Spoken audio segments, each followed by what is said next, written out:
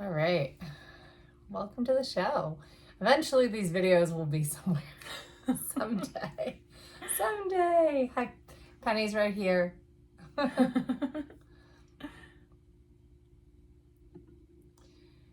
Basically, women.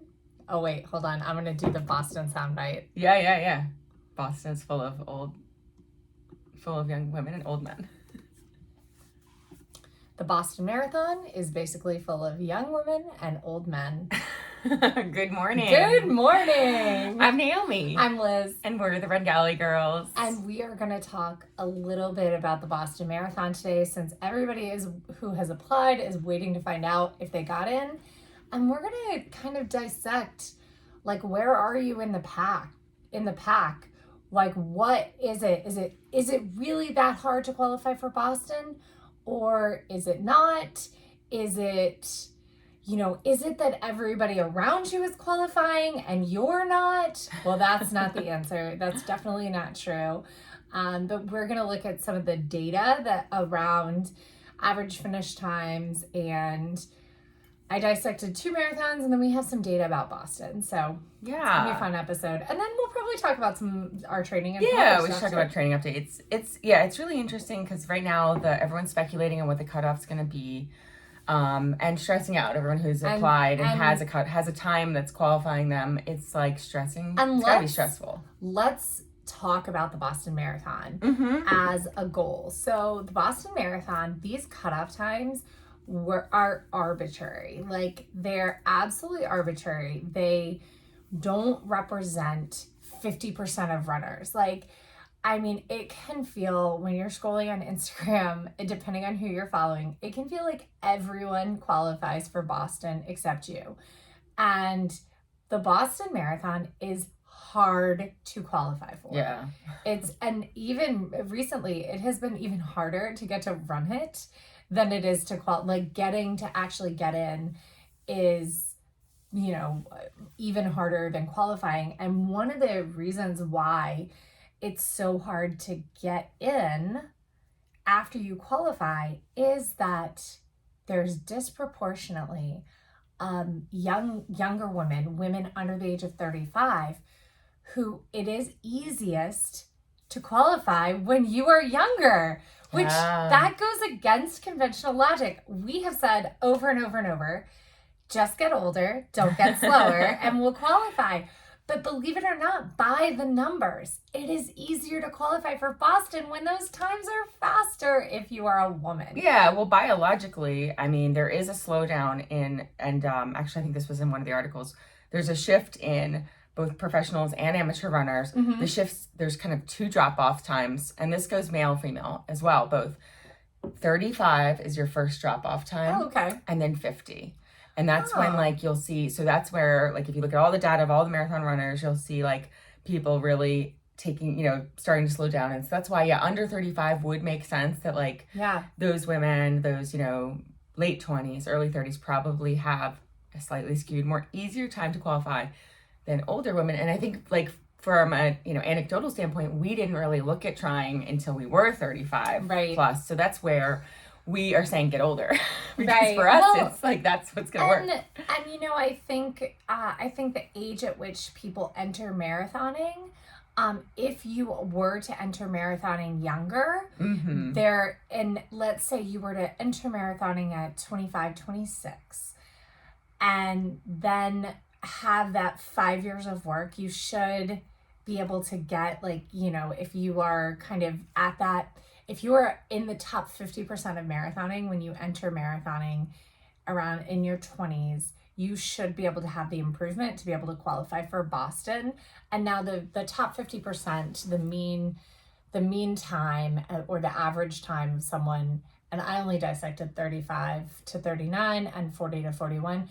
These are just sub 5 hours. So that's like your benchmark. If your first marathon is just sub 5 hours, I think you have a shot, and you're in your 20s, I think you have a shot at qualifying for Boston. Bold statement. Bold statement. Because I think if it's your first marathon and you're under 5, I think all it takes is a little bit of work to get there. Because if it's your first marathon, your half is probably 2:08.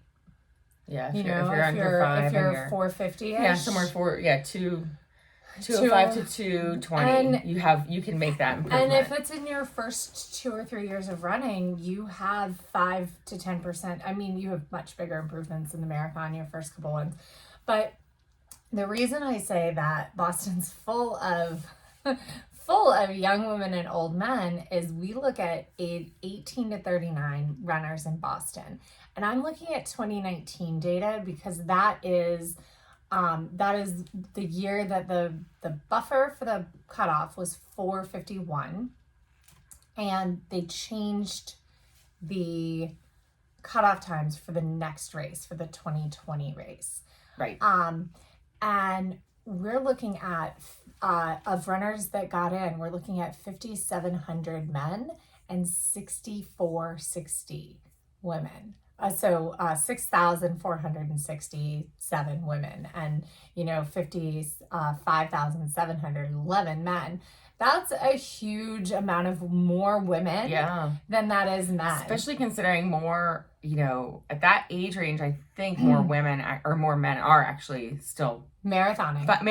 Yeah. And that data actually holds for most age groups, that more men are completing marathons. More men have probably the time and the less family commitments maybe that they go and, and then can train for it. You go to 40 to 44, you've got 200 more men than women in that age group. And then you go to 45 Actually, to 40. it's not even. It's like 130. Okay. It's really close, basically. It's really 40, close. Is like, but it's still more men. Yes. It's still more men. And then 45 to 49, you've got 700 more men. And so as you creep up, you've got almost 1,000 more men in other categories as you get older. And it's like good 20-30%. It starts to increase to where it's 50% women to men and so on. And like in the the 60s age groups, it's like really sad to look at, like there's half as many women as men. But what's tough is overall you've got 16,550 men and only 13,684 women. Mm-hmm. So you don't have a 50-50 split running the Boston Marathon. So that lets us know that the women's age group, the women's times over 35 are too fast, and the qualifying time is too stringent. It's too strict. And so the one way to solve this would be if Boston kept these same qualifying times, right? And let's say they went by buffer by age group, right? They took everyone who applied and they said, okay, great. All of these people have qualifying times.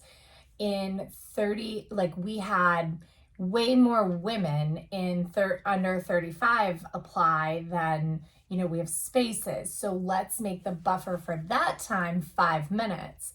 But, look, let's make the buffer at 60, 0. You apply, okay, we've, just kind of figure it out to where you've got different buffers for different age groups. Well, and that thought, though, is very that's to make it an even number, equal number. And then you have to decide, well, is that really what it's about? Because equal men versus women, is that actually fair? Because then you could argue that men aren't given the same chance. So let's say, well, I would say men would, I would say they would decide, right? They would look at these numbers and they would say, okay, we have 6,000 spots we have 6,000 spots for 18 to 39 men and 6,000 spots for 18 to 39 women. And they figure that out. And then they've got, okay, we have 2,100 spots for 40 to 44 men and 40 to 44 women. And then you would take the average, right? And then in 45 to 49, okay, great. We've got, 2,500 spots in each gender.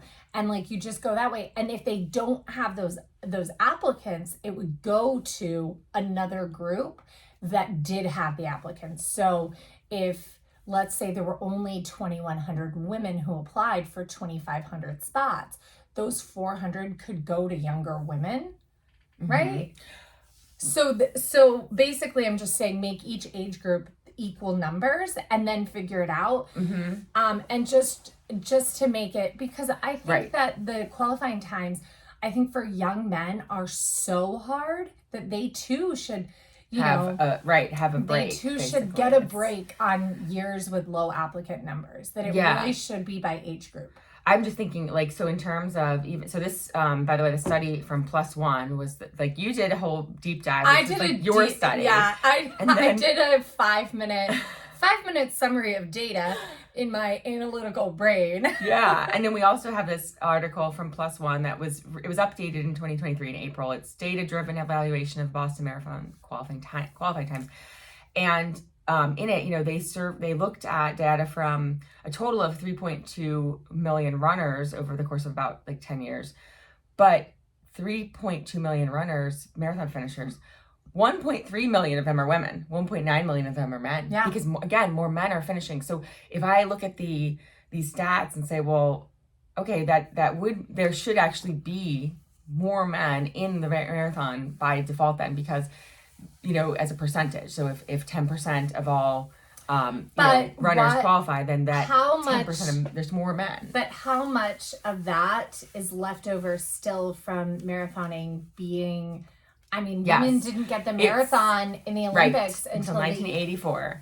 Until we were already born. Right. And even when they added women to Boston, so when they first, started adding a time qualifier, which I think was 1970, they had the men's and women's standard were exactly the same. Right. And they didn't change it till much later. It was either the 80s or 90s where they added this 30-minute disparity between men and women. And that, by the way, this article says that they could not find anything that showed that 30 minutes was backed by anything. It's an arbitrary 30 minutes. So again, that goes to are women really slower, or that's what I'm saying. The young men's qualifying time for Boston is too fast, and the young women's qualifying time is too easy. Yeah. But then as we get older, the men's qualifying times are too easy, the older men's, and the women's are too hard. Yeah. The fact that a 50-year-old man and a 35-year-old woman have the same qualifying time, I got to tell you, it's a lot easier for a 50-year-old man. Right. I remember talking to a former coach of mine. We had the same qualifying time before they changed it. It was 3:40. And I'm like, 3:40 puts you in the New York City Marathon in the top 5% of women age 40 to 44. Even just being under 4 hours puts you in the top 15% of women in the New York City. Actually, it's both 15% in the New York City and the Marine Corps in 35 to 39. That's a high, to be under 4 hours. Yeah. That's hard. Whereas I don't think a sub 4 hour puts you that high of a percentage for men. I just don't. We have to pull that data and check it out. I'm going to, actually the Marine Corps data is pretty great because you can grab the whole table and then just paste it into a spreadsheet. It takes some formatting, but that's how I was able to get so much more data for the Marine Corps than I was in New York City. Yeah, and it depends on which races you look at. So Marine Corps New York City versus, I think this study used a bunch of, some that were, it did use Marine Corps, it used Philly, it used races that, here it is. So Chicago, New York, Los Angeles, Twin Cities, Houston, Philadelphia, California, CIM, Marine Corps, Grandmas, and Honolulu. I think CIM skews that data though. I think using a fast in BQ, Chicago. Chicago's a major. It's a major. So, Grandma's is also a faster, a BQ marathon, but then New York and Los Angeles are slower ones. Right. So when I was looking at what to which marathons, and I got bored after 2. But I was like, okay, well, I have to pick marathons that are people's races, that are for the masses. Right. Because to pick races like CIM, when my BQ time puts me in the top 30% of finishers, my BQ put me there. My BQ didn't matter. Whereas any other race, my BQ would put me in the top 4% of finishers. That's where I was like, okay, I only want to look at races that are really, average finish time that are people aren't going to get a BQ, they're going to experience their first marathon, because that's a better snapshot of the population. Whereas like you would also not want to use a Disney race, because people don't go to Disney races to race. Right? So you really have to think about like, is this a snapshot of the running population? And I think like majors, like I almost picked Flying Pig, because I feel like that's another one where people are just going to experience a marathon. Right. It doesn't have the same cachet or whatever. Like, so they chose these races because all of them except for Honolulu are top qualifying marathons for Boston, but they chose them because it's a sample, it's a geographic sample, and they're 10 of the largest in the US. So that gives you a huge sample size. And that's why they, because if you went and chose like, Mountain to Beach is like 1,500 finishers. The only one that I would say not to include would be California International. I guess it's a larger race. It's so fast. It's so fast. Like the field is so fast. It's the top OTQ in the nation. Yeah, that's crazy. Yeah, so they essentially the data there, the time correlated to the top 4 to 9%. It's almost like it's almost like using the Boston Marathon to get average marathon finishing. Right, exactly. Right? Like you're not going to, so it's top 4% of men and the top 9% of women are who ends up falling into what they, the BQ range. See, and that the top 9%, the majority of that based on these numbers, and granted this is a very small sample size, 18 to 34. From these two races are under 30. Yeah, they're under 39. Yeah. And so for sure. It's skewed heavily towards like the women are all much younger, and then if you get into the older age groups, it's they almost tiny disappear. Numbers of finishers. They almost disappear. Or of qualifiers. And I think like I'm not saying that Boston needs to be fair, because I think it's great, it's fantastic that it's something to work for. I'm saying that if you never run a Boston qualifying time, it does not mean anything, because these times are arbitrary. They are made up in order to have an exclusive race. And there are plenty of ways to get to run the Boston Marathon, which, to be honest, it was fine. Hot take. It was fine. It wasn't mind-blowing. It wasn't, okay, I gotta tell you, best cheering section in any marathon ever, Richmond. Oh. Richmond, that little area. Friendliest marathon before you, America. Like, all right, mile six or something before you go down that big hill, and how it's just like there's so many people out like cheering on that little stretch before you cross the bridge. It's not really, it's a bridge, and then you go down that really big hill, the super fast mile. Like that area, it's like exactly where you want some energy. And then the best part of Richmond or any marathon are beautiful, scenic, quiet miles early. Yeah. So that you don't get exhausted. Right. Mentally. Yeah. And then Richmond has great cheering. I thought Boston was everyone comes out. Yeah. I thought Boston was fine. It was great. There's a lot of cheering, but I gotta tell you, it's exhausting to have that much cheering. Like there were no quiet, peaceful moments during Boston. I kind of felt like the way with Chicago. The cheering didn't I don't know. It was just like Chicago just felt like Chicago was loud. Has more energy. It was energetic and loud, but I didn't feel. Yeah, I agree with you. I kind of like to have some quiet to where I'm not like. Yeah, it's just that that's hitting my senses too much. Super hot take that my favorite part of Richmond are those quiet miles down after that. By the river. Yep, by the river. Oh my gosh. And then my favorite miles in Marine Corps are in Rock Creek. Yes. Where it's also quiet. Yes, true. I'm like, maybe I need to run more scenic canal marathons. I think we might have some auditory sensory issues, okay? We're like, I don't want all that noise.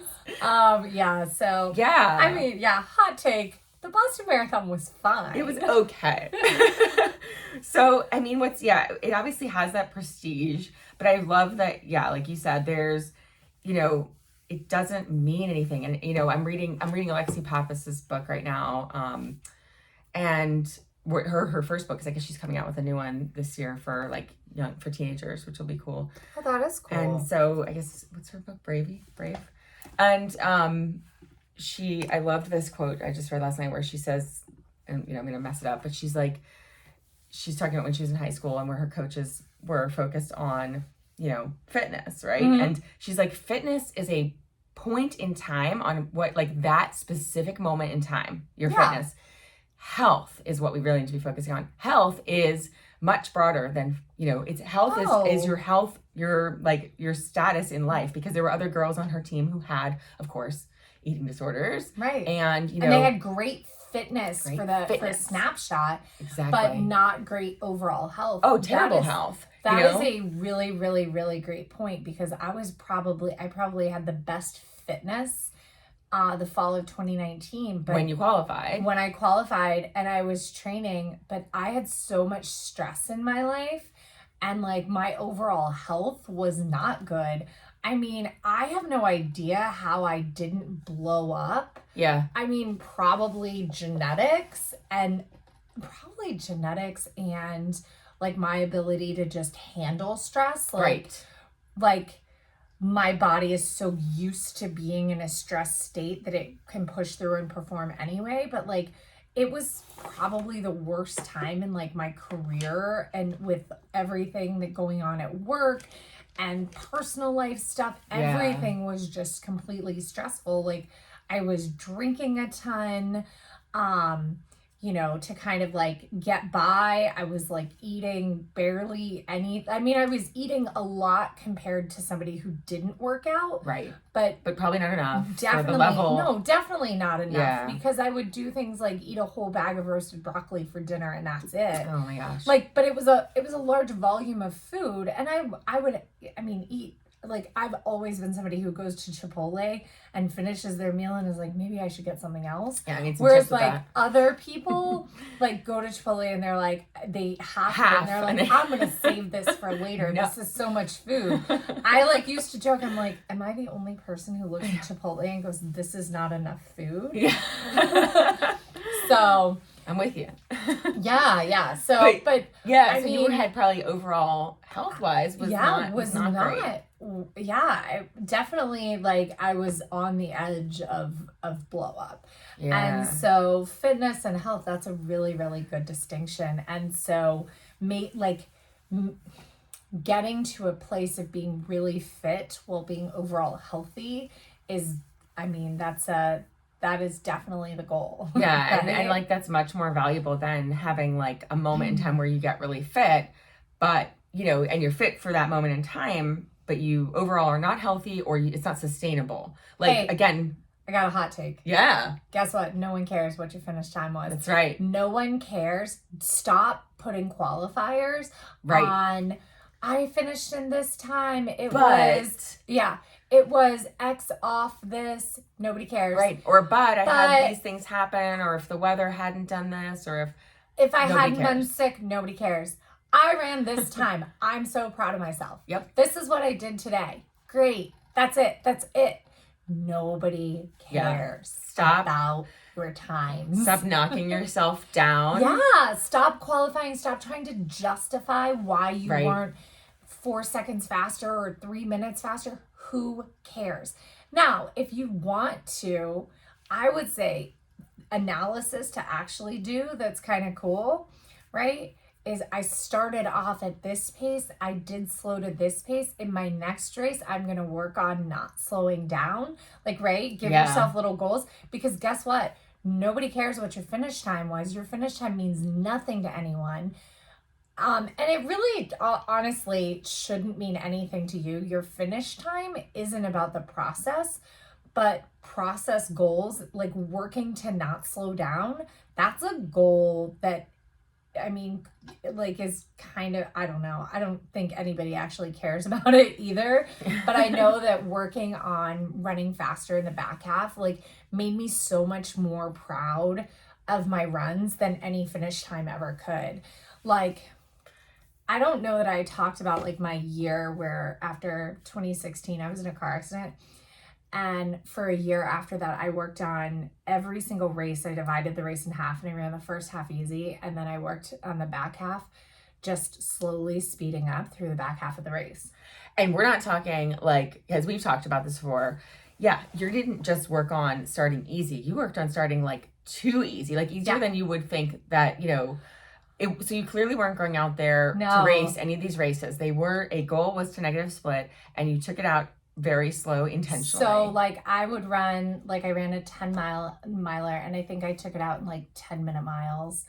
And then at after mile 5, I was like, okay, I'm going to start at 8:50 and I'm going to go 8:50, 8:40, 8:30.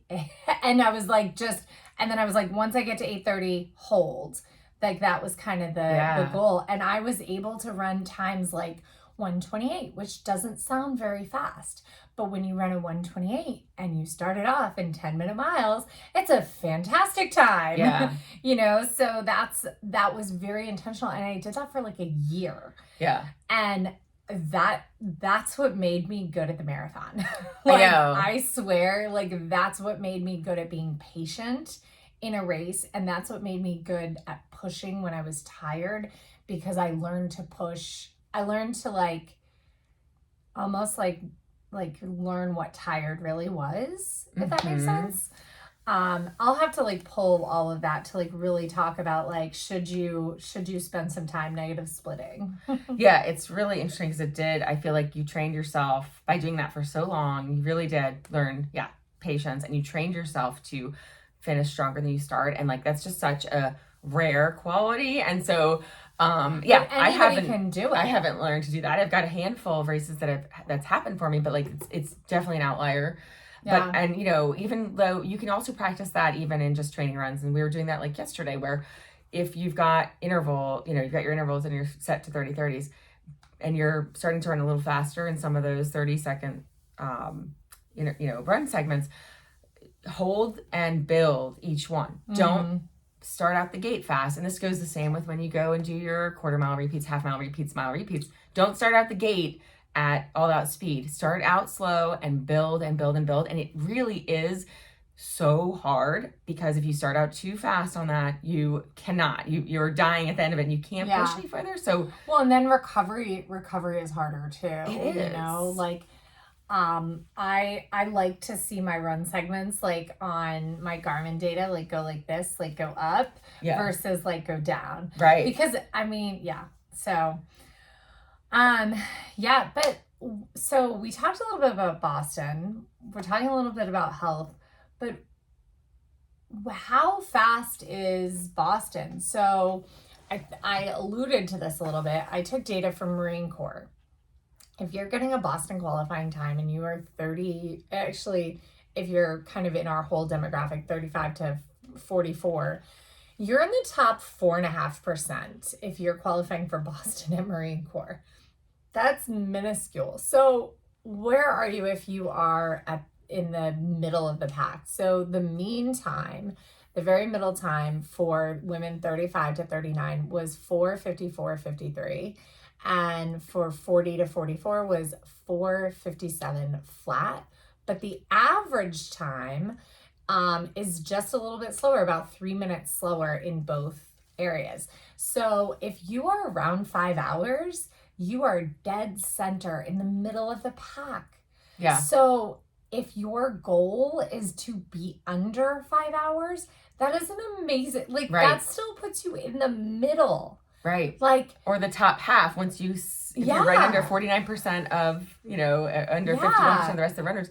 And that's what I think you get, you lose sight of. Yes, exactly. Especially when you're following a lot of runners on like Instagram and you're seeing all these fast people who, drop these times like it's nothing. And you're like, well, I'm still like a 5-hour marathoner. Does that mean I'm just not, you're tying your worth to that. I'm like, I'm not a real runner. I don't, whatever. You're still faster than half the field. Right. And, or about as fast as half the field. And that's like, That's amazing. And that's actually of women. So, I mean, you have to. And I know that this is like such a dumb adage, but like you're also faster than everyone who has never run a marathon. I know. Running a marathon is such an accomplishment. Yes. And like it's so easy to lose sight of the fact that just finishing is not just finishing. Right. It is so hard. And yeah, I mean, you should be proud of yourself. Even just doing, actually, what do you think? Is running a marathon harder or is doing the training for a marathon harder? Oh, yeah, that's a good point. Because marathons are brutal, but it's the training and getting up every day that's like, that's what really, you know, being like, trained, like getting trained for a marathon is the hardest part, because I think there are so many people who, I think so many people could go out there not being trained and could complete a marathon in the bottom, you know, in the bottom 20%, right? Mm-hmm. Wake up, say, I want to go do a marathon, Right. get there, like move from point A to point B, Right. 26.2 miles. They may hate life for the next month, Yeah. but I think so many people could just finish that. I think actually dedicating yourself to training for a marathon, even if your training is not perfect, even if your training is just 60%, of what it should be, you're not hitting that benchmark of, you know, 80% of your training. I think that is harder than just finishing a marathon. Yeah, getting through the race itself, which again is really, really hard. So like, although, if you finish a marathon, you are already, you know, it's a huge accomplishment. Yeah. And you're in the top like 1% of, you know, all runners. You know what's crazy is it's not like you can do that anymore. You can't just like go like, oh, I heard the marathon's this weekend, I'm gonna go sign up for it. Like races fill up so fast now that it's like almost impossible to decide like, oh, I'm gonna go run a marathon last minute. Unless it's like, yeah, probably some of the, you know, smaller ones or small town ones, I bet there's still time that you could just jump in, but you probably don't want to do that if you're just jumping into one. You want to do one of the big ones. You want to do a big one. Yeah. I saw someone asking the other day, does anybody happen to have a bib for Chicago? And I'm like, what? Yeah. It's a little bit, no. Chicago doesn't even have transfers. No, exactly, because it's a major. So I mean, that's a whole other thing. Getting into them itself is hard enough. Yeah, I mean, isn't Chicago's a lottery, right? Yes, so Chicago has a lottery and a time qualifier. Oh, and Chicago has the charities.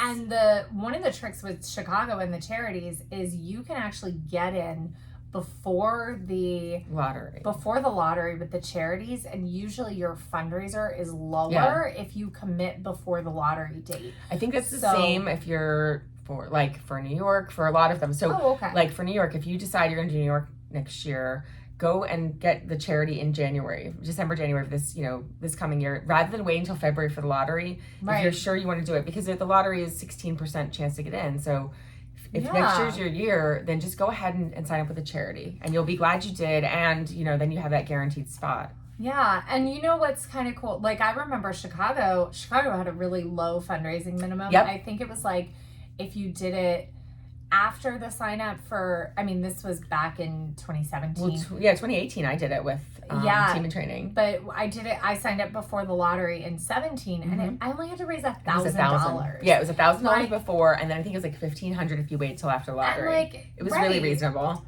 And also, like, raising money for charity, I know we've talked about this before, raising money and running for a charity can bring this new, like, sense of purpose to your running. Running can be such a selfish sport, and you can get distracted by the idea of chasing goals, that you can really like lose sight of the process, and running for a charity can really help you like get a renewed sense of purpose with your running. Some of my favorite races have been with the charities, and then one of my favorite things ever is like towards the end of the race, like finding someone else who has my charity bib, and like if they're struggling, helping them through at the finish line. That's awesome. Which I actually 2018 in Chicago, I met this guy Chris who was Team in Training, and we kind of like tried to finish together. I was like, come on, you can do it, we can go. I'm like, that's right. You know, so oh my goodness. But whatever time you're going after, remember you should be going after a good time, not a time on the clock. So make sure you're having fun out there. Remember, even if you're not feeling well, there's always a way to reset your race. Reset mentally, even resetting physically. Eat a little bit more food, take a little bit longer of a walk if you need to, and then start again. Pretty much anything is kind of recoverable in a marathon. If Des Linden can use the bathroom, or can wait for Shalane to use the bathroom in Boston and then go on to win, then then you can take a 5-minute walk and then still go on and have a great day. That was something that I was noticing actually in Elizabeth's book, talking again about Boston Bound. She was so focused on finish times that she would give up on her race with 10 miles to go, 20 miles, like even as early as, 8 miles in. And it's like mentally, she was just like, it's not going to happen. I'm done. And, there's still so much time to reset, Yeah, so. I know. That's a really hard thing to learn. And so I think, you can get so focused on that in the moment. And the same thing during training cycles, you can get focused from the outset of what you thought you were training for, time-wise.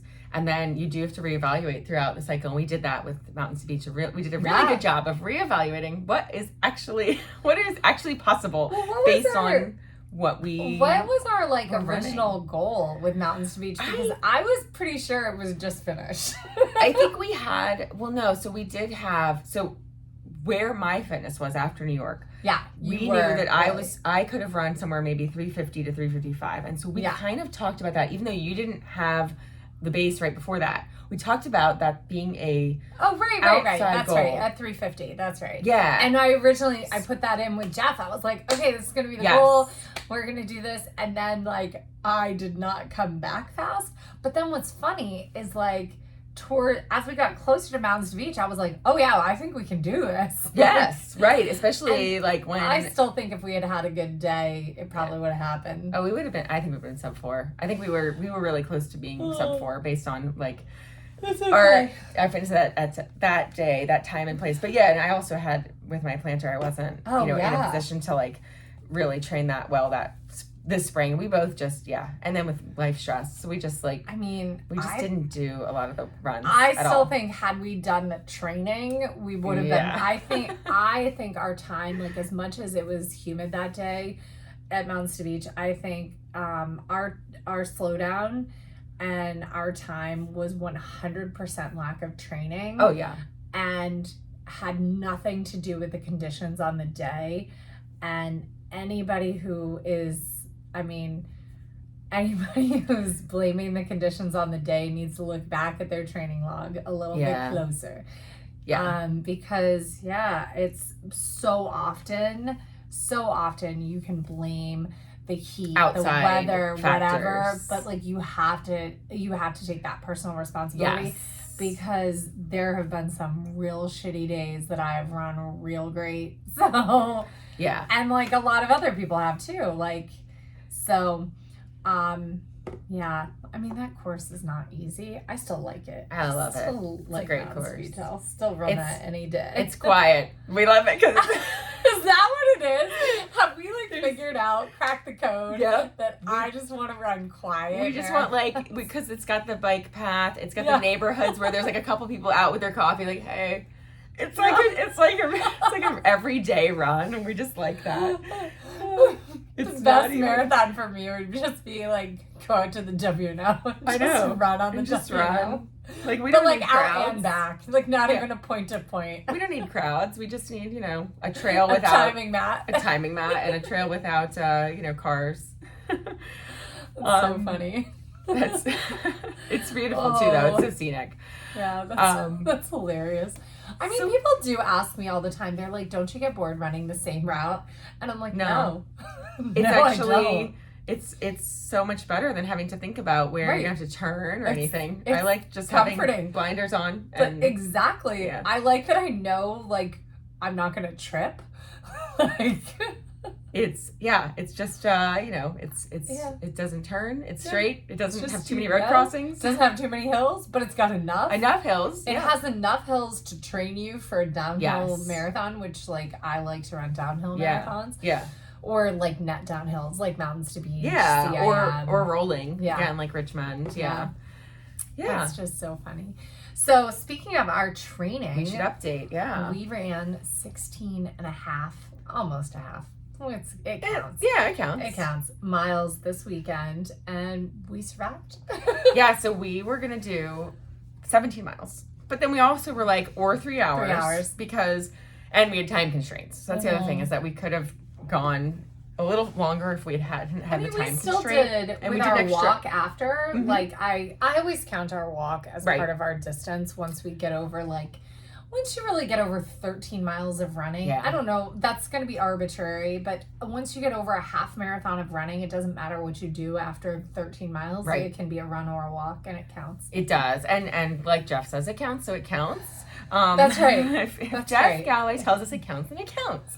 Jeff Galloway said, Whatever Jeff says. if Jeff Galloway told me that I would be faster if I stood on my head for a minute before every run and ate 3 marshmallows Yes. while singing the national anthem, I would do it. Yeah, I'd be like, what size marshmallow? The jumbo, the little ones. Yeah. What's So we ended up doing 3 hours we just stopped at 3 hours. It was 16.4. We did 15:30s the whole time. We did? And 15:30s were feeling, again, like we're Felt going to sound like a broken record, but they were just like so easy. They gave us so much recovery, but they weren't too slow. We didn't Right. like end up with, where they're taking too long and we feel like we have to speed up or something. We didn't push the 15-second runs. They just were what they were. They just let us get into a groove. And we felt great. I mean, granted, the rest of the day and the next day, I was sore. I'm not going to say I felt as good as I did after our 11. I mean, I was sore. It is a pretty big, that's a 50% increase in mileage and distance. So that's True. kind of understandable. I had a little bit of calf tightness that I had during the run as well. But I mean, for the most part, I felt pretty good. Although yesterday we only did 4.5 miles. And I remember saying during our long run, I was like, on Tuesday, we can run shorter. That was my little carrot. I was like, on Tuesday, we're not going to run 6 miles. Yeah. And so I held true to that, but we still did 48 minutes. I'm still feeling good. So I'm still hoping that, this marathon is going to happen and, I'll be able to get safely through it. One of the interesting things, and I read this in Stacy Sims' book Roar, I reread the Should You Take a Pregnant chapter. Pause chapter. Yeah. And one of the things it said that when you're pregnant, your body is going to keep you from going anaerobic, which is really interesting. And that's a protection for the pregnancy. And I did notice that I could not get my heart rate over 180 when we were out on the trail yesterday. Really? Yeah, and Which usually, is strange sometimes for your me heart can go because- to 195, 200. And so that is Naomi can strange. tell you, there weren't very many intervals that I was pushing really hard, but I was You were pushing. I like, was what? running a 5 something pace, Yes. 5:30, 5:40. Yeah, I looked down at something one point, it was 5:25. I literally, in my mind, so I do 2 things when I'm running with Liz. I do just keep up with her, just stay with Liz, because no matter what, even when she's pregnant, I cannot keep up with her.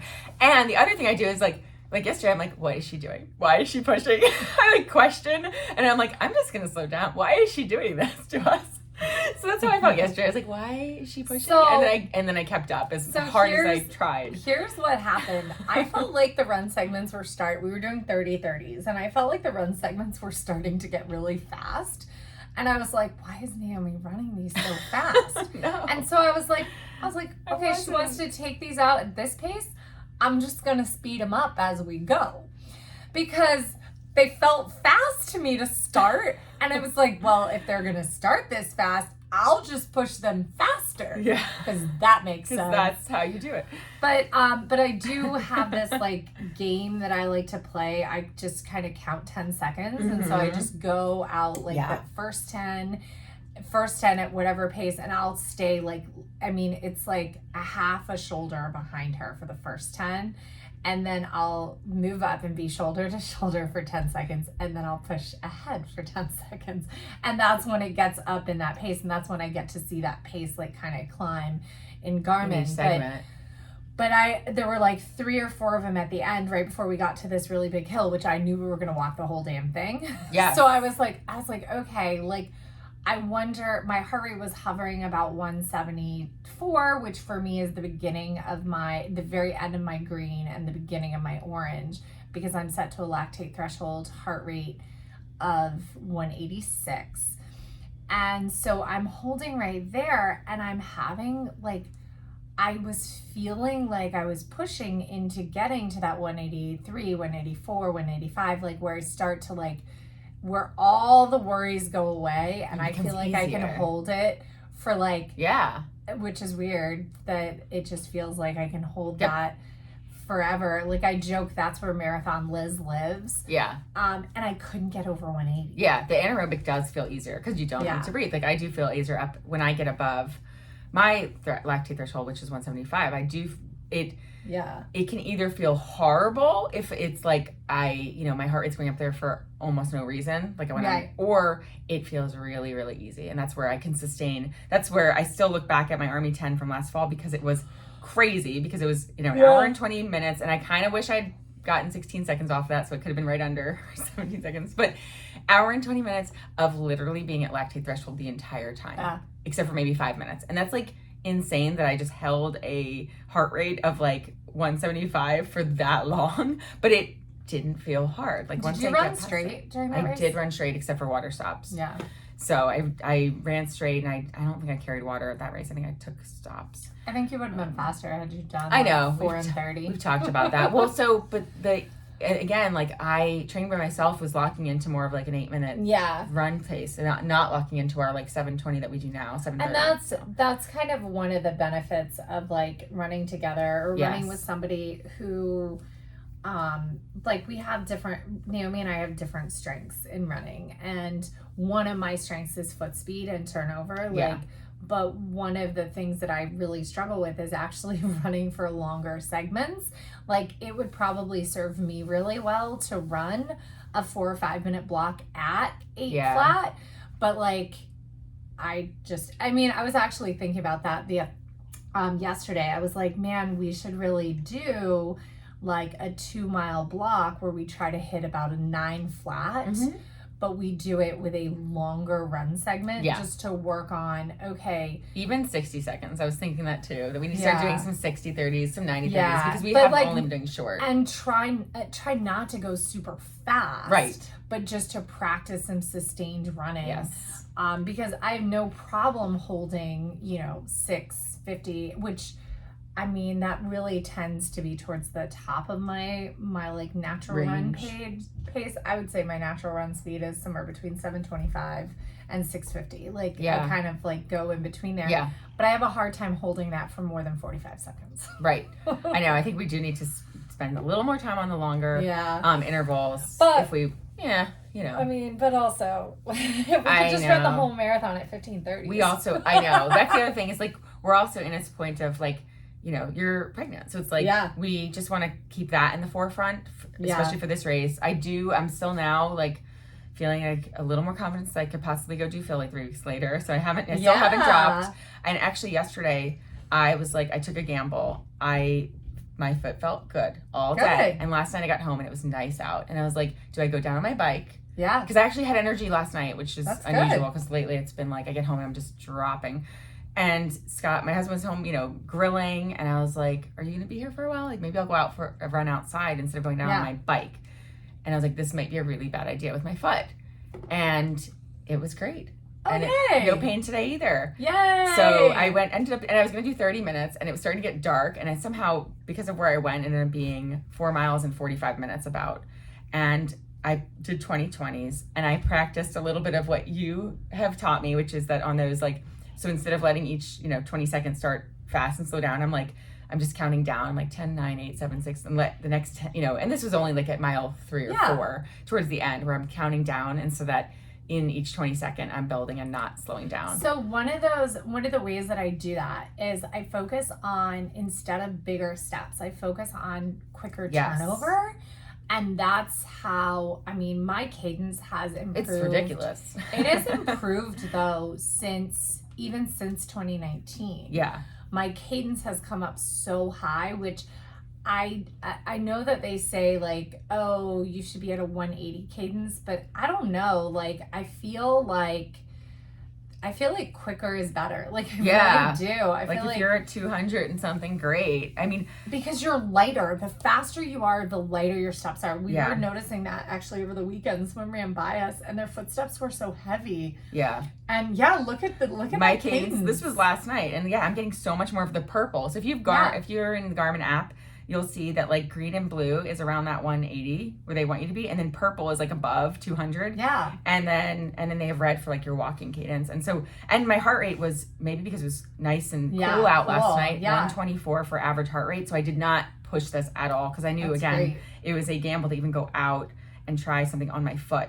And awesome. But you can see where some of them start to build probably towards the end where I'm starting to like pick it up and have, a higher awesome. Average run speed. But my run speed, like where yours is on that faster and towards the 7, mine typically will be 7:45 to 7:25 is the high end of my range of my normal natural foot speed. But you can hold it a lot. I can hold the 7:45 for a while. Right. But that's where like a lot of our training has played to my strength, and like I think you're right. We need to go to some longer training and not let me dictate the pace. And like really try to focus on staying in that slower run speed, but for longer duration. I mean, I'm averaging 8:30, 8:40 on a lot of my 20 seconds. But 20 seconds is hard to like get into a groove anyway. But oh, Penny. Oh my goodness. Penny, is it almost time to wrap it up and go for a walk?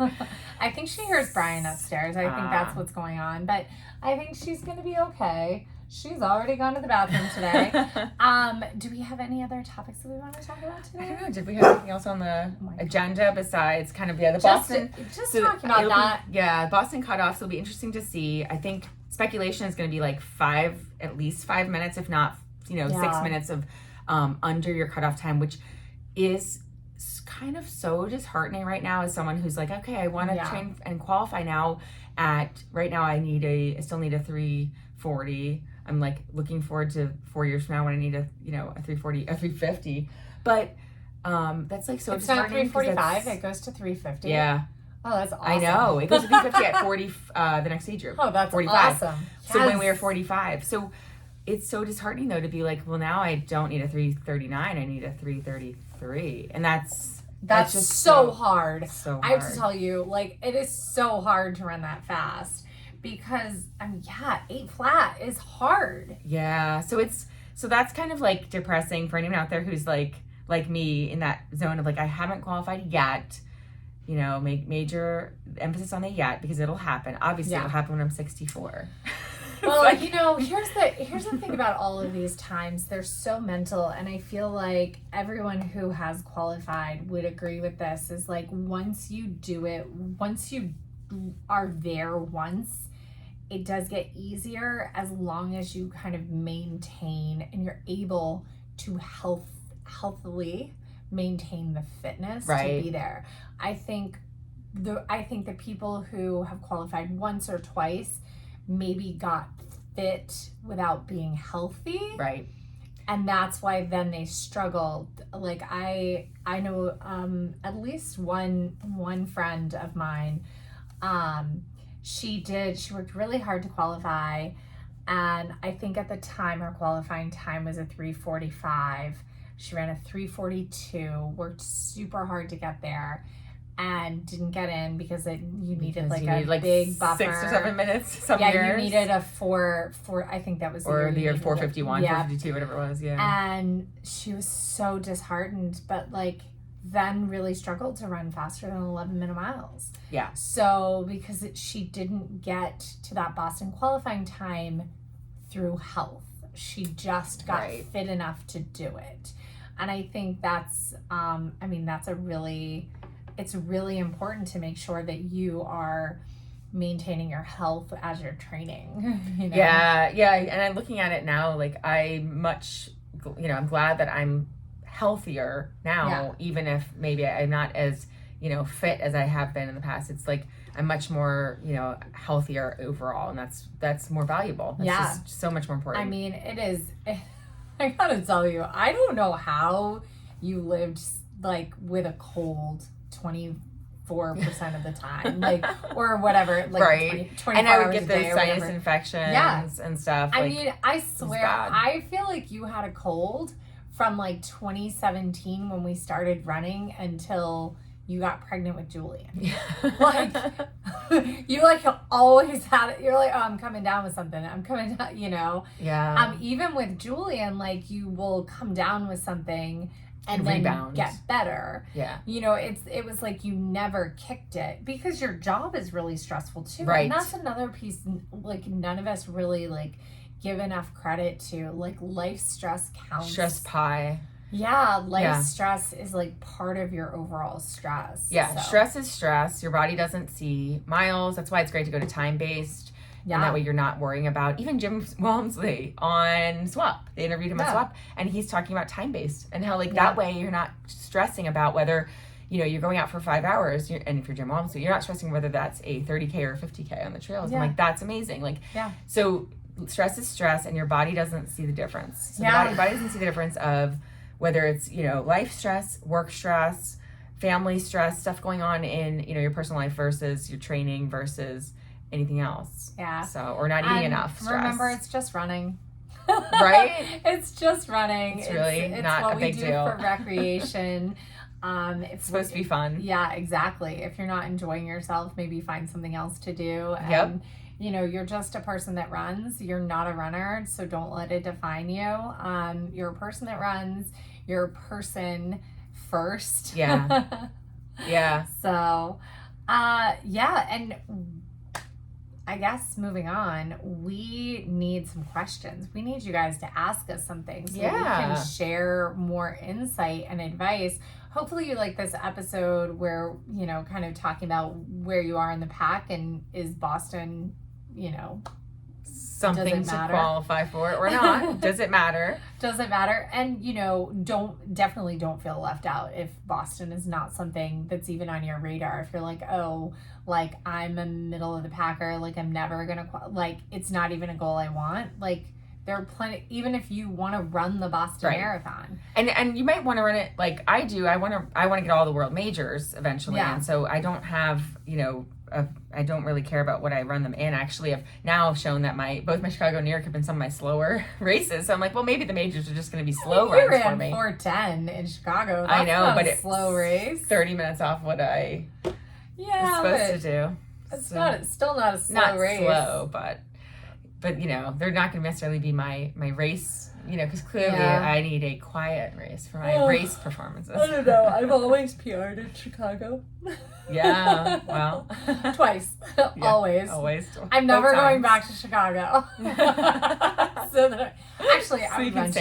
would run Chicago in a heartbeat. Yeah. It's kind of a weird time of year, but like I would, it's really fun. Yeah. Again, just a creature of habit, like to redo the same things over and over. Chicago is coming up too. Yeah. Oh, I was also looking back. 2 or 3 weeks. Yesterday in my memories was the day I left for Ohio for Air Force. So it was later. Yeah, it moves around, I guess. Yeah. So whatever. It probably depends on how early Labor Day is. Because it's like probably 2 weeks after Labor Day or something. So it's just crazy. I'll start seeing in my memories when I ran a marathon, paced a marathon, and had 16 hours of recovery afterwards. Yeah, that's amazing. According to my watch, which is insane. That was so insane. That fall you were so fit again. So fit.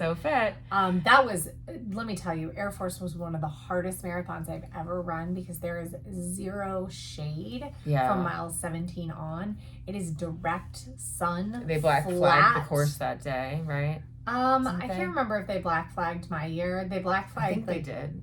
I know that they black flagged in like 17 or 18. Yeah. It's just hot. It's really hard. I mean, it was great. I would definitely do it again. But it was definitely a hot would have been hot even if the weather was cold. Right, right. Just direct sun. Yeah, direct sun is tough. And that's something to like know about the races that you're going to. Yeah. Like what does the course, like are you going to be in direct sun?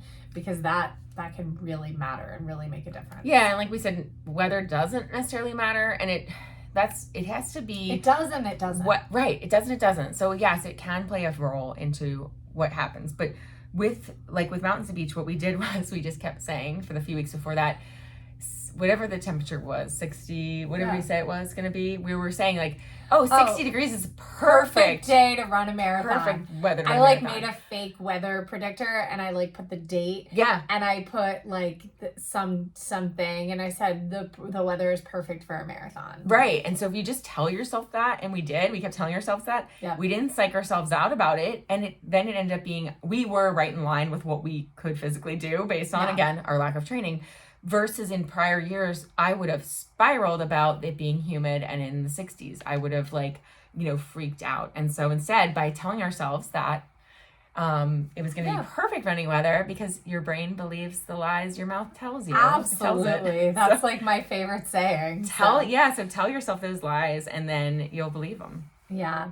All right. Well, have a great day, and hopefully we will come back. I'm hoping that we have time for some bonus episodes because I would like to do, and we're going to need feedback on this. I would like to actually maybe even do like a little mini series about where you can ask questions and we can talk about what it was like running through infertility treatment and then now into pregnancy. Yeah. And I don't know whether to make it a completely separate podcast that maybe we promo on this one. We do like a little promo for, or we just stick them in as bonus episodes. Yeah. So that'll be good. I think we need to do a little series on pregnancy running, IVF running. And so, maybe those will be a separate little series. Because I think that there's a lot of like topics because doctors are going to give some advice and like there are some times where you do have to follow it, and then there are some times where they don't really understand. No. So that's, and we can present some evidence too. Yeah. Our opinions plus evidence. Yes. Alrighty. Well, we will talk to you guys later. Yeah. Thanks so much. Thanks. Bye. Bye. Bye.